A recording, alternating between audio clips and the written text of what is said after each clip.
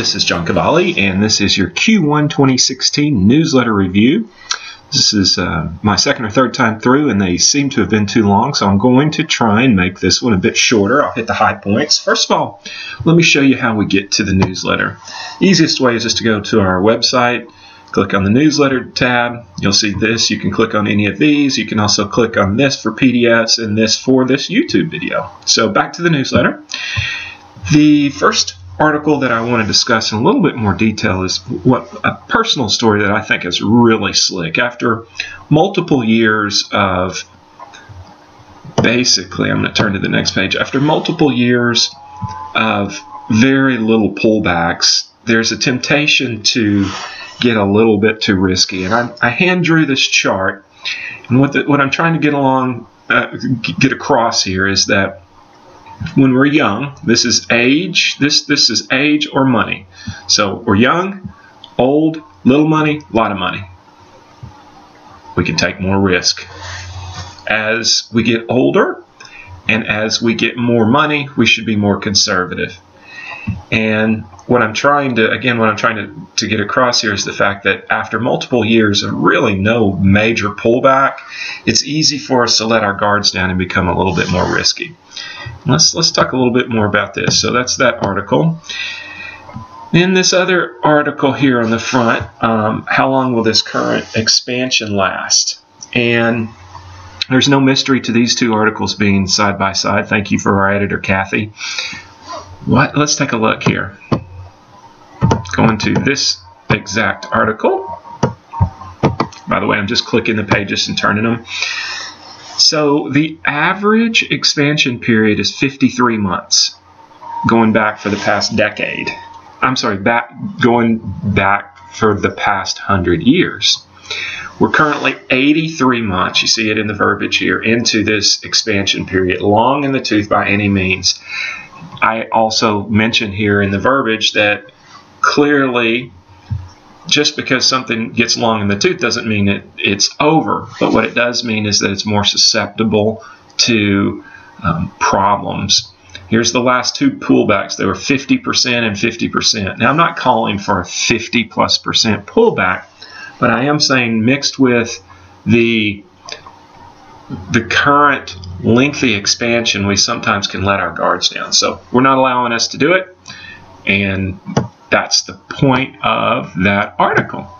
Now, there's a great since this newsletter comes out in January, and essentially before the next newsletter comes out, our taxes are due. We always put in a lot of reminders. We've gone into multiple reminders on our Street Sense, and I reiterated many of these here, and these are pretty neat options for us in that you can do an HSA, a SEP, and an IRA now in 2016. It'll still help your 2015 taxes.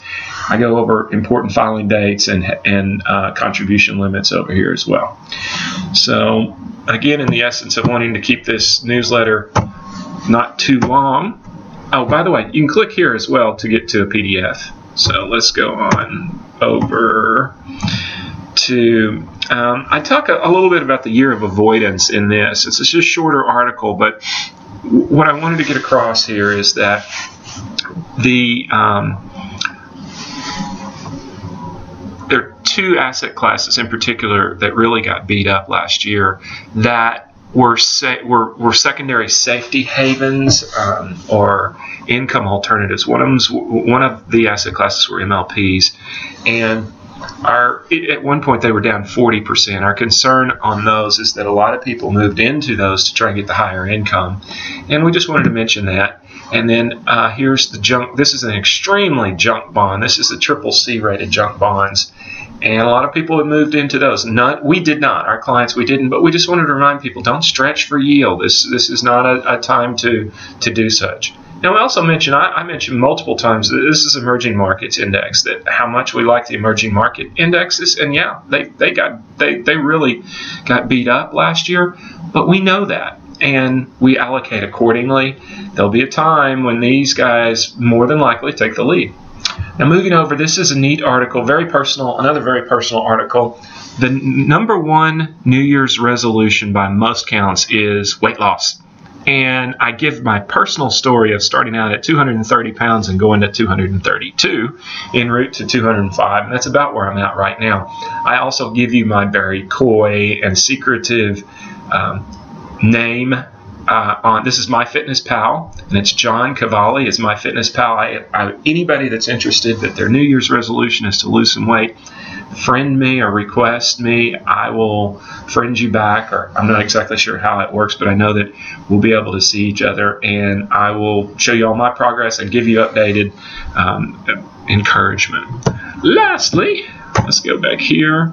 Okay, our last but not least, we have a new vault that we are super excited about, and the new vault is going to include a lot of different services. Right now it's just going to replace or slowly integrate with what our other vault is, but what we're most excited about is the aggregation of all our accounts, and more importantly, for those of you that have outside 401ks that in most cases we help manage and take a look at, it'll be an easy way for us to follow that. So look for more information on this, and that is it for now. And again, in essence, to try and keeping this to a shorter